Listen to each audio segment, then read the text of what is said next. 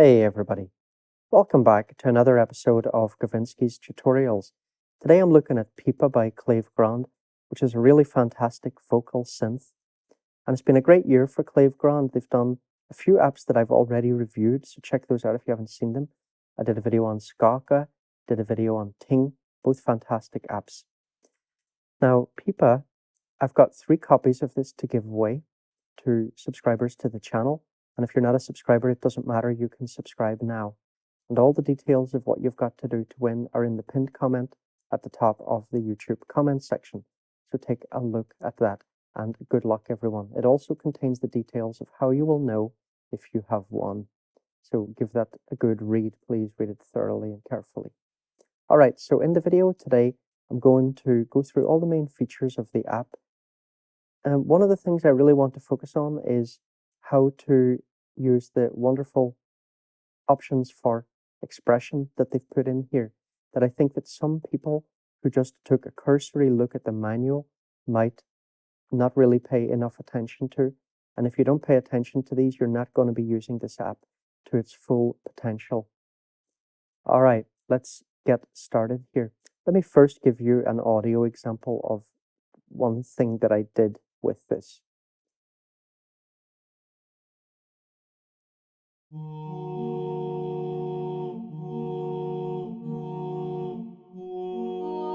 So here first we just have one pipa doing some nice chords, and then I bring in something more arpeggiated.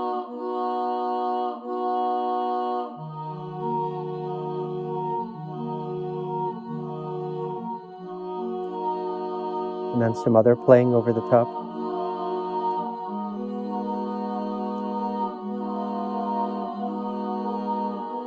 So it sounds really beautiful. Now, by the way, this is it sounding very straight, but as you'll see later, it can also sound quite wacky. Now, what I did with this was I made a loop in Gauss, and I've got videos done on all 3 of these apps, so look through my archives if you're curious about these. They're all fantastic apps. So I put a loop into Gauss and put some rhythmic triggers on it using some polyrhythms. And then a bit of bit juggler and some reverb from Mixbox.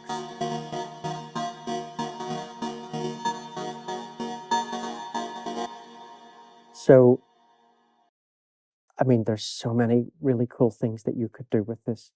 All right, we'll look at more examples later.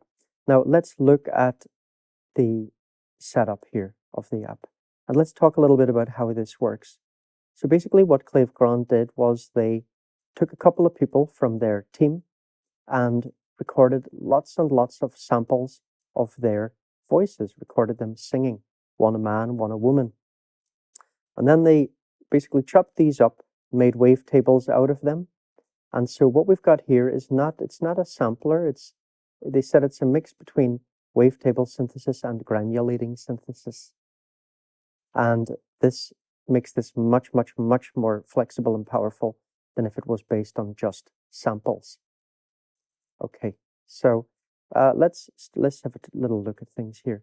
The first thing I want to look at is this part here. This is where we can set the type of voice, mixed male or female, and whether it's single or doubled up voices. Now, this mixed thing is very important because if this option will allow everywhere on the keyboard to sound reasonably natural. Let me play a low note. So that sounds like a man's voice, right? Now let me play a high one.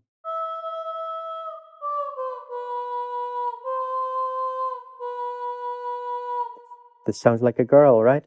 But if I choose male here, now the low note still sounds like a man, but the high one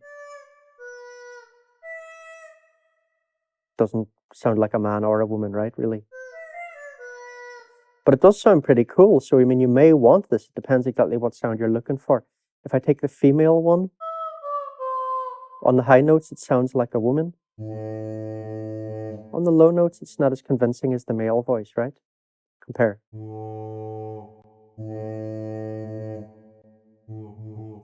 So this is an important control. Let's put it back to mixed.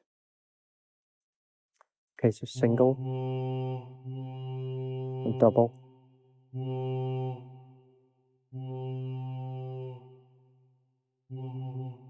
Now, fluctuation and randomness.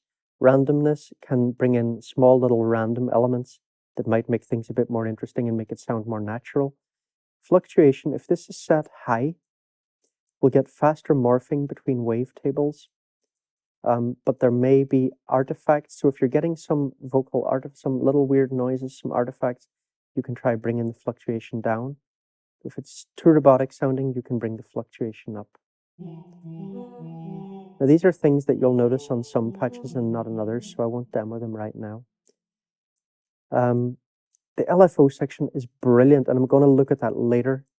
And again, this is one of the things that I think it's worth watching this video for, because I think you'll pick it up maybe easier than you would by reading the manual. At least some people will. We'll come back to that later. This is also what can make this sound really, really experimental if you wanted to. Okay, so here, let's look at this part. So here we can change the type of formants.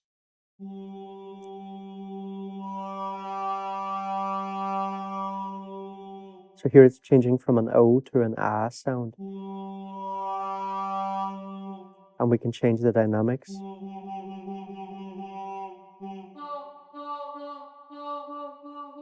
It's quieter, louder.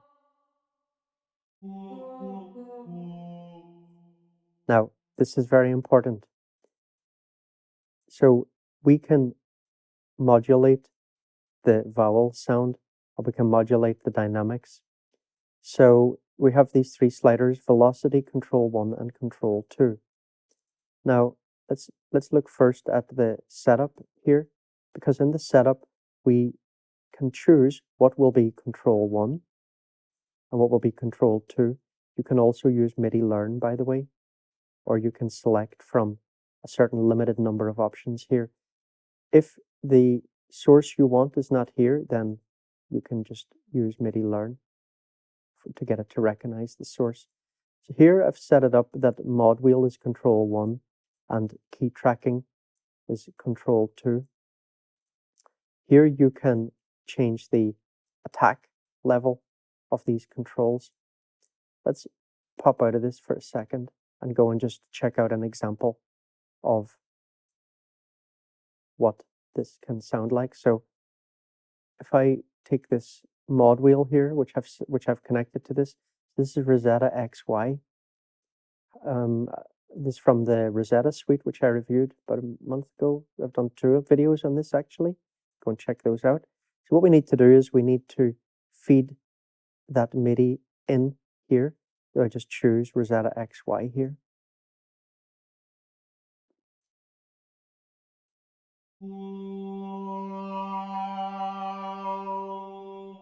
So you see now how the mod wheel is affecting the vowel, and we can change how it will respond by playing around with the sliders here. I'll let you experiment with that yourself. Okay, now here we can control kind of the tone of the sound. So the body will increase the volume of the fundamental frequency.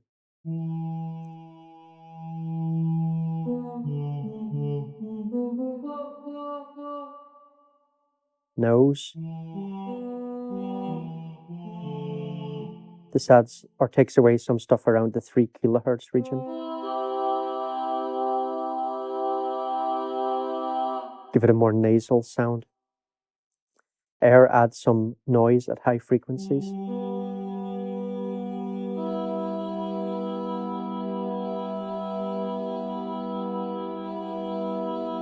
Basically gives it a kind of brightness. Now, there are 3 types of panning: random pan, panorama, and dubbing pan. These only work if you have more than one voice going.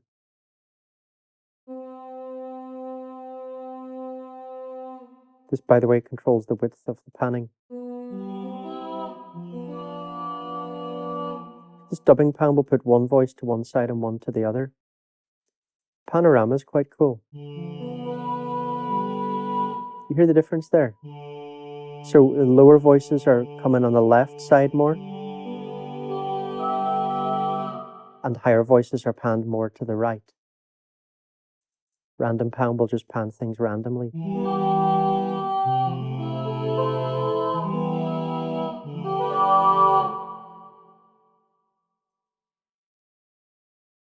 Okay, over here we have a reverb. So here we choose the reverb algorithm and the level, and the stereo width for the reverb, and this is the size and decay for the reverb. We also have a bunch of room types, so this is basically emulating certain rooms of different types of material, and we have a level for that. We also have our overall level, and we can also modulate this. So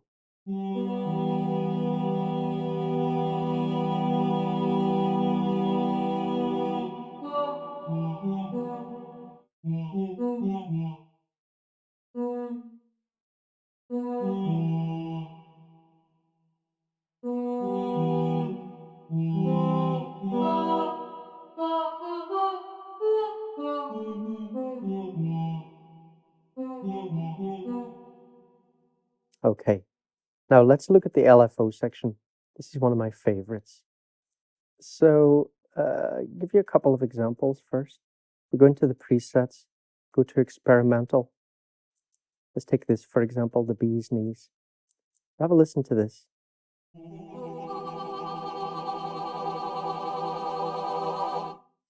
So if we look at the LFO section here, we have these 4 labels: gain, pitch, dynamics, and vowel. Over here, we see the LFO for each one, and here we see the envelope for each one. So this is the envelope for gain, this is the envelope for pitch, for dynamics, and for vowel. And you can see, by the way, these are color matched. Again, really nice interface. Also with the LFOs, you can see the colors change with each one. Now, if we look here, what have we got going on? So let's look at the LFO and see which ones have their range up. So range is up for gain, it's up for pitch, and dynamics, and vowel. So all of these 4 LFOs are being used in this. So let me first just take down the LFOs for all of them, and let's listen to each one individually and see what they're doing. So you see now how we got something much more straight. We don't have this modulation. So let's see what happens when we play with the gain, range, and rate.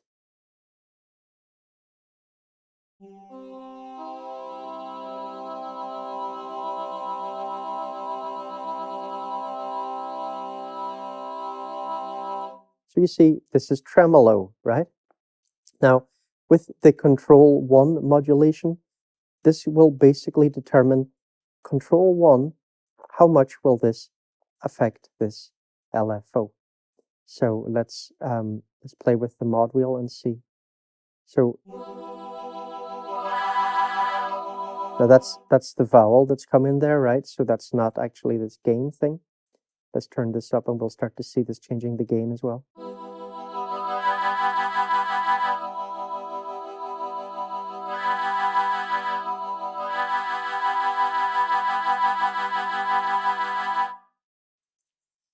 So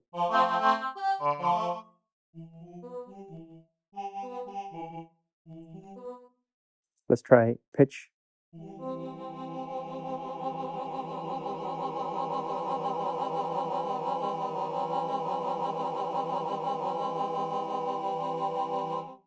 Dynamics.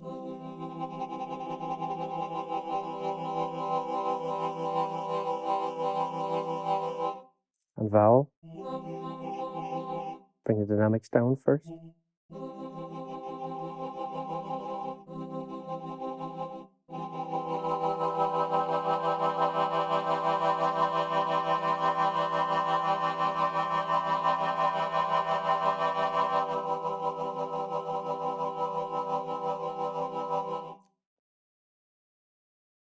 attack mod velocity. Well, let's look at this first, actually.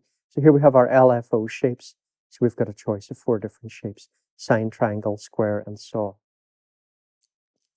Attack mod velocity. So this can determine how velocity will impact the attack of the effects.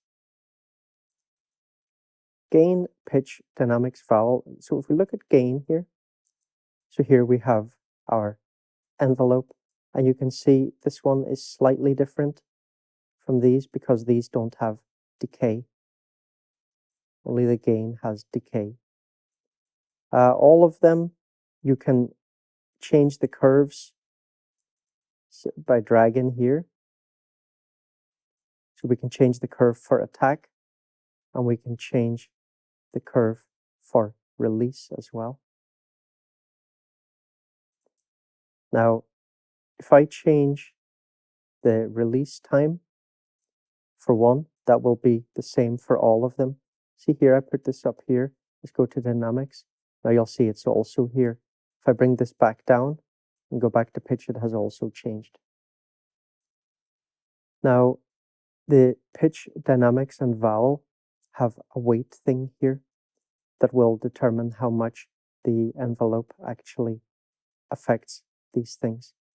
So let's experiment with that. So let's take pitch, for example, because it's a very easy one to notice.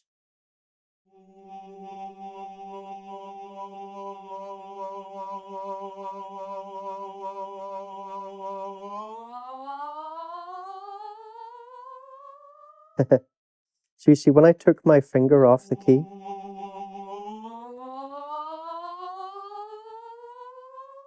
it goes up like almost 2. If I put it up here, it's going to be 2 octaves.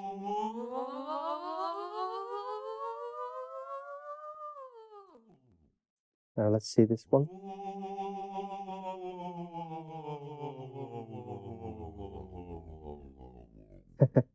So now it's falling 2 octaves. So here it's going to be something much less extreme. Right? Doesn't fall that far. So this can be really a lot of fun to play with. This is so cool, so cool. And here we have again release mod velocity. So same principle as the attack mod velocity.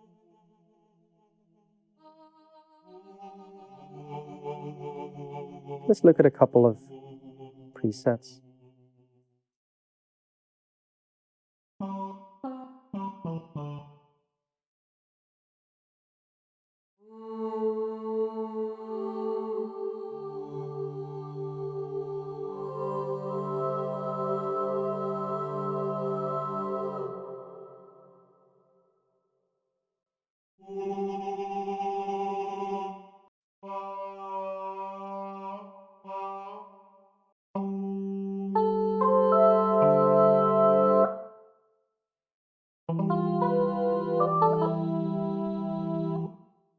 I won't go through all of them, just give you an idea. These vocal effects ones are pretty cool.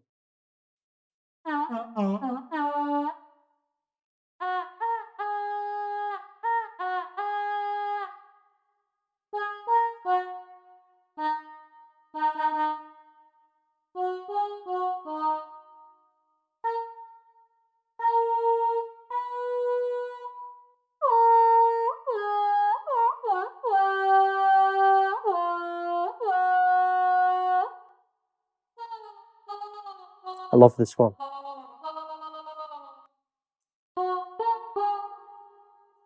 Now, the leads have legato. So this is something that we could find in the setup. So here we have pitchbend and legato. So you can see now legato is on. So when legato is on, it's going to be mono. If I turn legato off, we're going to get a chord.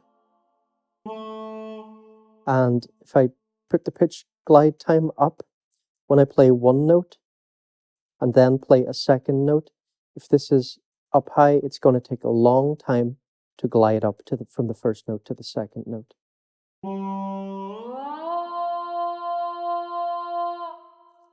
And velocity glide time will similarly affect. For example, if you play one note with a soft velocity and then play the second note with a hard velocity, putting this up high, it will take more time to reach the higher velocity of the second note. So that's what that's doing. Here you can change your pitch bend range. So here we have our pitch bend. Put it up higher.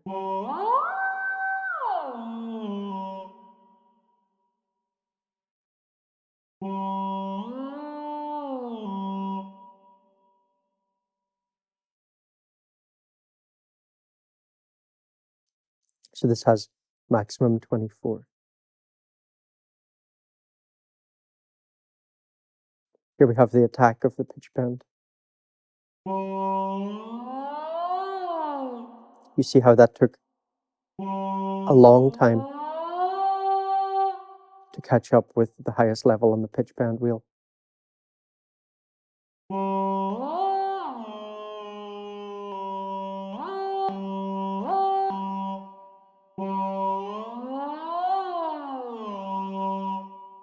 And that goes for both attack and release.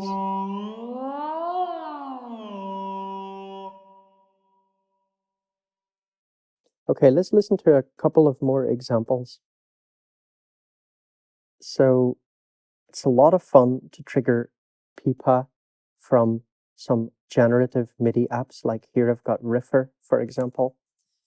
But this is one negative thing I have to say about Pipa, and that is that it doesn't handle too many notes well. And I talked to Johan from Klevgrand about this.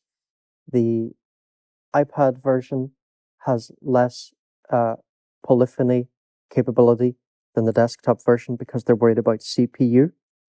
But I have asked them, could you put an option for more polyphony? I mean, that would be something that could easily be added to the settings. You could optionally increase your polyphony because it just doesn't handle generative MIDI that well sometimes, especially if it's getting a lot of notes, a lot of sustained notes. It doesn't do that well with them sometimes. And what will happen there is that you'll get some little kind of clicky sounds. That is to do with note stealing, when it's basically running out of notes and it just cuts one note off abruptly so that it can replace it with the new note that's being fed to it. So you need to be careful with sustained notes. It can't handle a lot of sustained notes at one time. Now, one solution to that, though, is to use several instances. So, for example, with something like Riffer, you could send out, you can have 4 different things at the same time in one instance. You could just send those out to different instances of Pipa, and you could set them up on different channels. But here I'm just using one. Let's have a listen.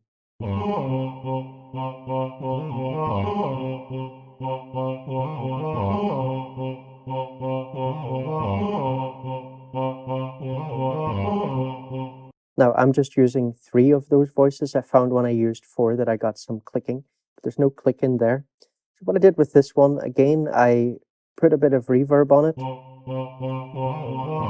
some heavier reverb, and I recorded it into Gauss. And it's nice to play with the speed.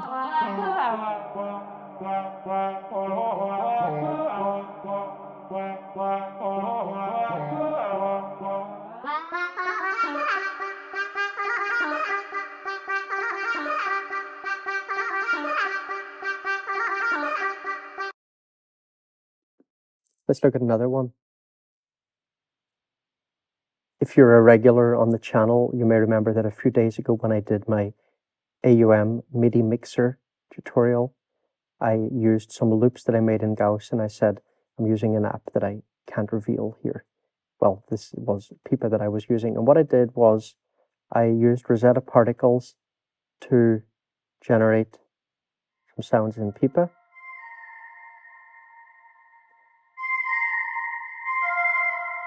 And then I made a few different loops in Gauss, and I did things like put them at different speeds.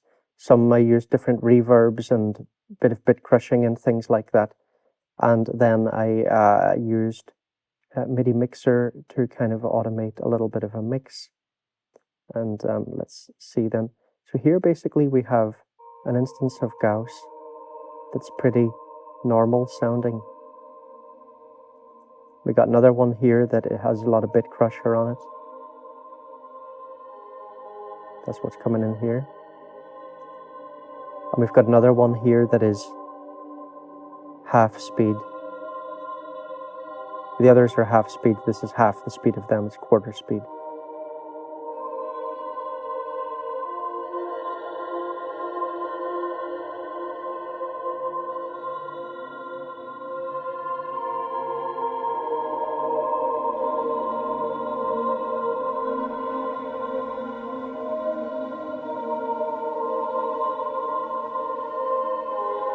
Just a little example.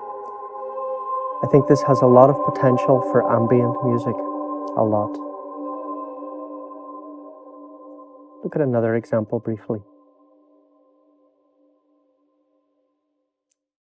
So for this last example, I'm looking at polyphase, wonderful generative MIDI.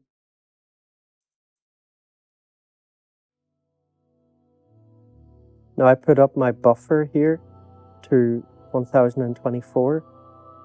When it was low, it was having difficulty handling this session. So this is a CPU intensive synth for sure.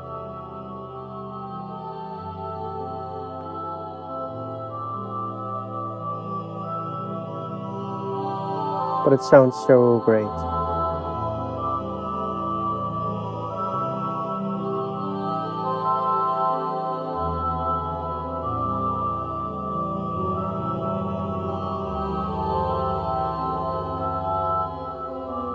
You can hear with this third one, or with one of them anyway, there's sometimes a little bit of clicking.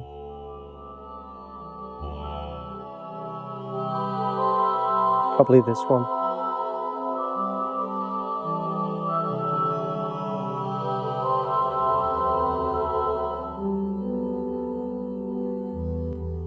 This one, right.